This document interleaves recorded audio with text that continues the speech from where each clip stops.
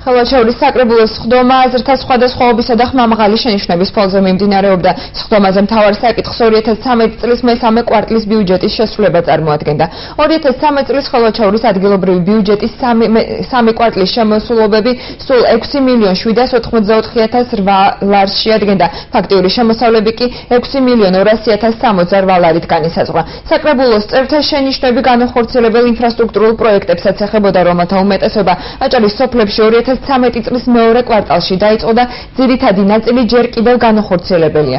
ხელვაჩაურის გამგებლის თქმით, მთავარ პრობლემას პროექტებში არსებული ხარვეზები წარმოადგენდა, რომელთა შესწორებაზე მუშაობა მიმდინარეობს. ნადიმ ვარშანიძემ საკრებულოს წევრებს პროექტების წლის ბოლომდე დასრულებას დაპირდა. საკრებულოს სხდომაზე დღესვე საჯარო მოხელეთა კონკურსსა და ატესტაციაზე საკონკურსო საატესტატო კომისიის შექმნაზეც იმსჯელეს.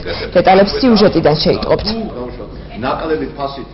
მიმდინარე წლის პერიოდში ფაქტობრივად ძირითადი სამუშაოები დღემდე არ არის შესრულებული, არის უხოში დარღვევები და ჩემს შეკითხვებზე კონკრეტულ შეკითხვებზე კონკრეტული პასუხები ვერ მივიღე ვერც ერთი კომპეტენტური პირებიდან. როგორც ყოველთვის ცდილობენ ბიუჯეტის მაჩვენებელი გაზარდონ ხელფასების ხარჯზე და ინფრასტრუქტურის ნაწილში მთლიანად არის 40% შესრულება. ანუ ფაქტობრივად ის რეალური სამუშაოები, რომელიც უნდა ჩატარებული არ არის დღეისთვის. პროექტები იყო თავის დროზე ხარვეზიანი, ამიტომ ძირითადი ნაწილი ამ პროექტებისა შეიძლება ითქვას თუ იდეალური არა, იდეალურ მიახლოებულს ვცდილობთ რომ გავხადოთ, მიმდინარეობს ამ პროექტების კიდევ ერთხელ გადასინჯვა. თავისთავად ხარვეზები არც მაშინ იქნება, ერთ მაშინ იქნებით დაცული ხარვეზები და იქიდან გამომდინარე რომ ძალიან ბევრი, ასე ვთქვათ, ხარვეზი თვითონ საკანონმდებლო, ასე ვთქვათ,